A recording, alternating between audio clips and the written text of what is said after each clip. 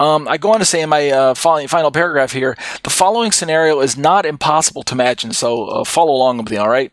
Your average Protestant church-goer becomes confused and unconvinced about historic, mainstream, what we would call orthodox with a small o, Christian teachings on Trinity, which is not unimaginable. There are quite a number of Christians that I've encountered either in real life or via the mechanism of the internet, like chatting or comments on YouTube or emails or things like that, that are kind of disillusioned with Trinity these days, right? It's kind of vogue to take shots at the Trinity and show how illogical it is, how 1 + 1 + 1 can equal 1, or how show how that God didn't say that he was 3, or that the word Trinity doesn't show up in the Bible, or Jesus never called himself God with those very statements, right? I am God, and so it's kind of popular to take shots at the Trinity and show how this is an invention of the Catholic Church, and since we Protestants made a break from Catholicism, maybe we just should make a break from Trinity as well if we're going to be more biblically accurate, right? So I continue to say that even though the example that I'm sharing, right, the Protestant in my example, even though they're unlikely to immediately run into the arms of an Eastern Orthodox Church, right? Most Protestants I know are not attracted to Eastern Orthodoxy. There are some, right? There are some Protestant evangelicals who make the break from their own denomination and go into Eastern Orthodoxy. I'm trying to think of Dr. Hank Hanegraaff, if you guys remember the Bible Answer Man from years gone by. I grew up listening to him answer questions. He's kind of like the radio version of GotQuestions.org, one of the original Bible Answer Man. I think he was the original guy to use that moniker, that nickname, the Bible Answer Man.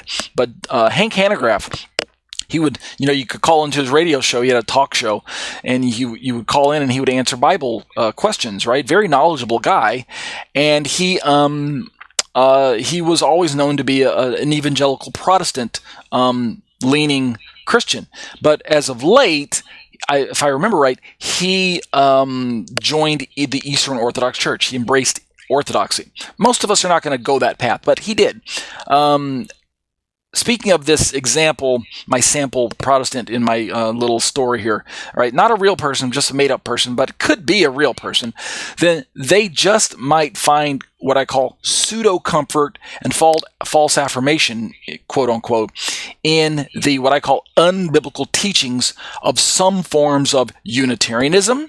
Right? Again, it's very popular, as far as I can tell. Many Protestants who at least are embracing the Hebraic roots are being challenged with this idea of, well, if you're going to embrace your Hebraic roots and kind of make a break from Christianity and start holding hands with Judaism, then you need to start rethinking Trinity as well. And so it's unfortunate that many Messianics are also making a break with Trinity, and they're embracing Unitarian aspects. So they embrace some forms of Unitarianism that they read about online, or worse, I say in my commentary here, they might have a visit from a friendly neighborhood door-knocking cult member, right? All of that's in quote, friendly neighborhood door-knocking cult member, that's in quotes as well.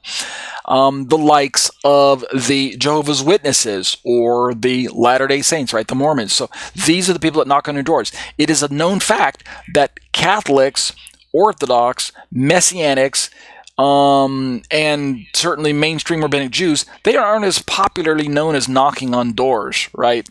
9 times out of 10, if someone knocks on your door, it's going to be a Jehovah's Witness or Latter-day Saint Christian.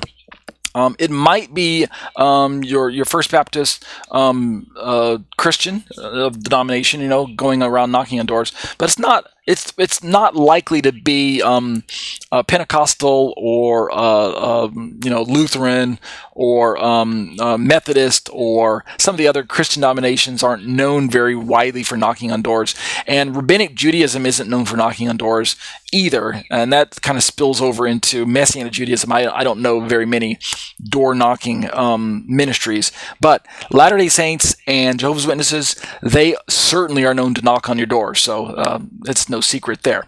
not that there's anything wrong with knocking on doors.